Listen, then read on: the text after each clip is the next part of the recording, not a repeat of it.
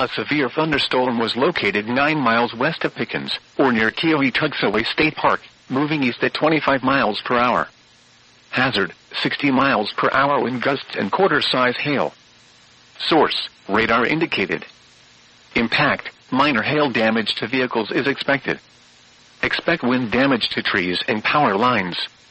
Locations impacted include Easley, Pickens, 6 Mile, Salem, Lake Keowee, Jocassee Gorges, Lake Jocassee, Devil's Fork State Park, Keowee-Tugsaway State Park and Table Rock State Park. For your protection, move to an interior room on the lowest floor of a building.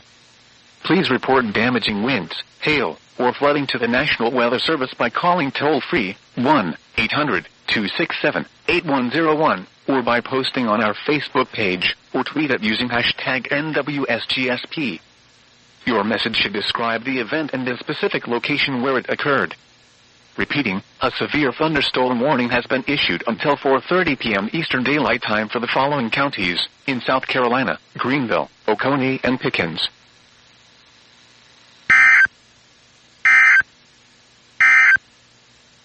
Heat advisory